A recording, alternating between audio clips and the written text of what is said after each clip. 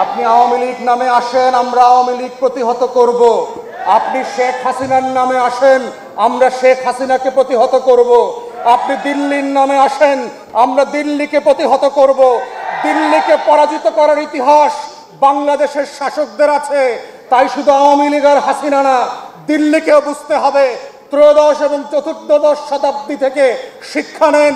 আমার লাল সবুজের পতাকার দিকে যদি শকুনের মতো করে তাকান, আমরা লাখে লাখে কোটিতে কোটিতে প্রান্তে প্রান্তে আবু সাইদ হয়ে ফিরে আসবো এবং আপনাদেরকে রুখে দেব।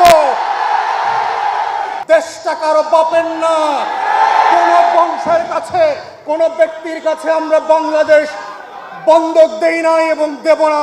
জুলাইয়ের কর্মীরা, জুলাইয়ের যোদ্ধারা হচ্ছে বাংলাদেশের লাল সবুজের পতাকার বুকে এক একটা নীল ধ্রুব তারা,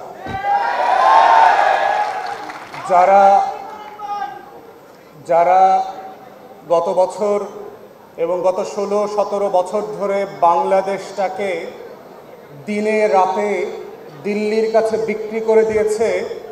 তাদের বিরুদ্ধে যারা লড়াই করবার জন্য আসমান থেকে আবাবিলের মতো লাখে লাখে নাজিল হয়েছিল, আবু সাইদের মতো বুক পেতে দিয়েছিল, মুগ্ধের মতো পানি বিতরণ করতে করতে বলেছিল, যে নামই আপনি আসেন কোনো শকুনের চোখকে বাংলাদেশ মেনে নেবে না।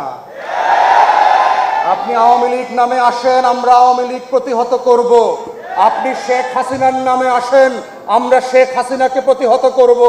আপনি দিল্লির নামে আসেন, আমরা দিল্লিকে প্রতিহত করব। দিল্লিকে পরাজিত করার ইতিহাস বাংলাদেশের শাসকদের আছে, তাই শুধু আওয়ামী লীগ আর হাসিনা না, দিল্লিকেও বুঝতে হবে। ত্রয়োদশ এবং চতুর্দশ শতাব্দী থেকে শিক্ষা নেন। আমার লাল সবুজের পতাকার দিকে যদি শকুনের মতো করে তাকান, আমরা লাখে লাখে কোটিতে কোটিতে প্রান্তে প্রান্তে আবু সাইদ হয়ে ফিরে আসবো এবং আপনাদেরকে রুখে দেব। বাংলাদেশ বিক্রি করার জন্য জন্ম হয় নাই, লাখো শহীদের রক্তে করা। দেশটা কারো বাপের না, কোন বংশের কাছে, কোন ব্যক্তির কাছে আমরা বাংলাদেশ বন্ধক দেই নাই এবং দেব না।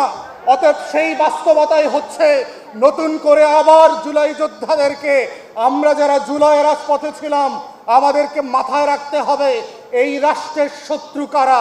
প্রতিদিন এই রাষ্ট্রের ক্ষতি করবার জন্য দেশে এবং বিদেশে বসে কারা ষড়যন্ত্র করছে, হাজার হাজার কোটি টাকা অপচয় করে লুটপাট করে আজকে বাংলাদেশকে অস্থির করবার জন্য উঠে পড়ে লেগেছে। ওরা কারা? প্রতিদিন ফেসবুকে এবং ইউটিউবে বলবার চেষ্টা করছে, আগেই তো ভালো ছিলাম, 40 বছরে এত মব দেখি নাই। এই সুশীলরা কারা? গত 16 বছর যারা কলম ধরে নাই। ওই গণমাধ্যমগুলো কারা? গত 16 বছরে কোনো অন্যায়ের বিরুদ্ধে যারা কলম তোলে নাই, প্রতিবাদ করে নাই, বরং গণভবনে গিয়ে, বঙ্গভবনে গিয়ে তেল দিয়েছে শুধু এই রাষ্ট্রের ক্ষতি করে। তাদের কলমে সেদিন কালি ছিল না, আজকে কলমে এত কালি কোথায় আসছে? এগুলো আপনার কলমের কালি না, এগুলো আবু সাইদদের রক্তে গড়া বাংলাদেশের রক্তাক্ত কালি। এই কালির সাথে বেঈমানি আমরা আগেও মেনে নেই নাই, পরেও মেনে নেব না ইনশাআল্লাহ।